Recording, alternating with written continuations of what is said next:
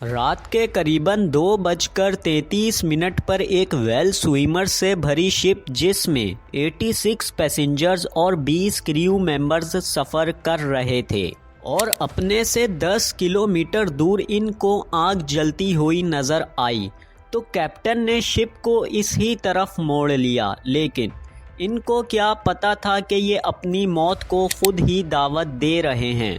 वो रात और आज का ये दिन, ये रही उनकी शिप और ये हैं उन सब की डेड बॉडीज़। आखिर इनके साथ हुआ क्या और इस आइलैंड पर क्यों कोई नहीं जा सकता? आंखों से देखने और कानों से सुनने वालों को 4 टीवी की वीडियो में एक बार फिर से खुश आमदीद।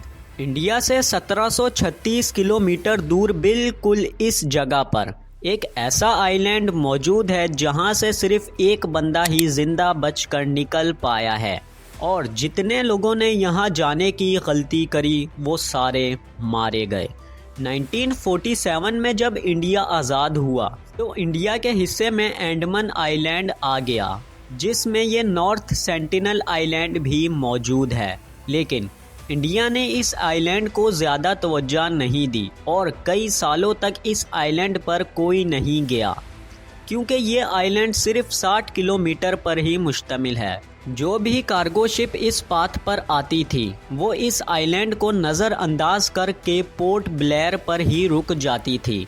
इस तरह पूरे 100 सालों तक इस आइलैंड पर कोई नहीं गया और किसी के गुमान में भी नहीं था कि यहाँ स्टोन एज लोग रहते हैं।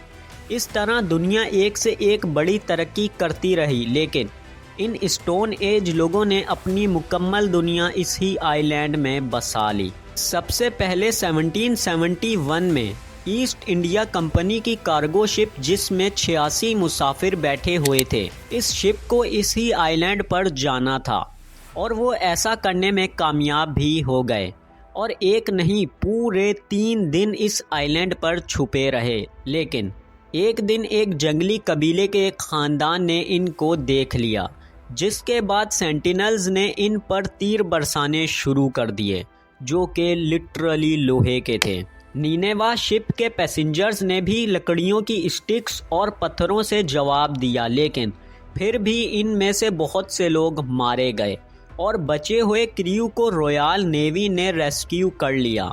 यहाँ तक कहा जाता है कि इन आदिवासियों ने इन सब की लाशें दरख्तों पर लटका दी थीं और ये इन आदिवासियों के साथ पहला कांटेक्ट था जो कई जिंदगियां निगल गया। इसके बाद 1880 में ब्रिटिश के गवर्नमेंट एडमिनिस्ट्रेटर को इस आइलैंड पर रिसर्च करने के लिए भेजा गया। मॉरिस विडाल पोर्टमैन का एक बहुत ही अजीब प्लान था। इनका प्लान था कि वो एक पूरे ख़ानदान को अगवा कर लें और कुछ दिन बाद कुछ गिफ्ट्स के साथ इनको वापस भी भेज देंगे और कुछ दिन सेंटिनल आइलैंड पर छुप कर रहेंगे। इनका ये सारा प्लान सक्सेसफुल भी हो गया। पोर्टमैन ने एक बूढ़े मियाँ बीवी और उनके 4 बच्चों को अगवा कर भी लिया और इनको पोर्ट ब्लेयर पर ले भी आया। लेकिन सिर्फ 3 दिनों बाद ही बूढ़ा कपल मर गया और 4 बच्चे भी बेहद बीमार हो गए।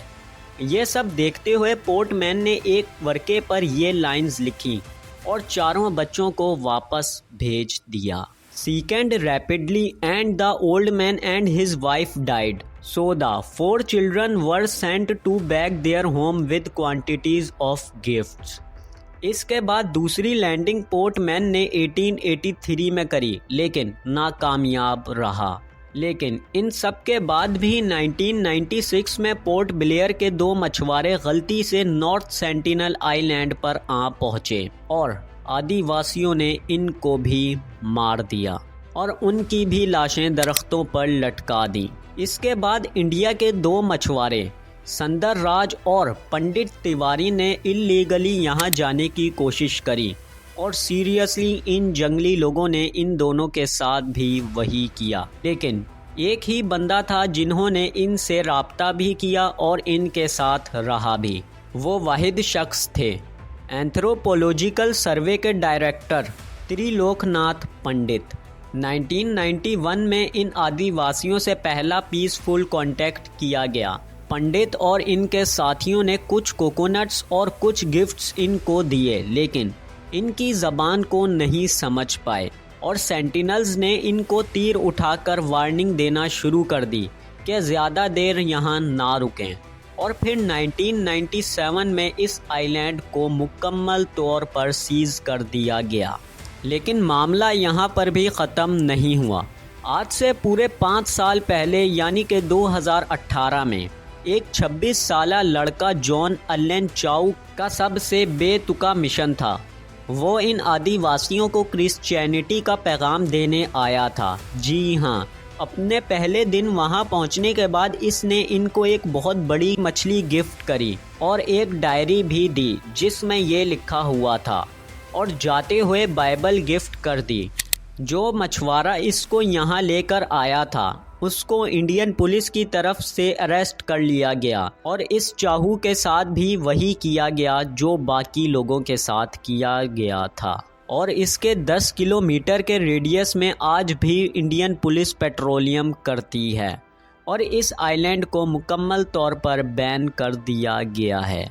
उम्मीद करते हैं कि 4TV की इस वीडियो को भी आप खूब लाइक और शेयर करेंगे। मिलते हैं अपनी अगली वीडियो में। अल्लाह हाफिज़।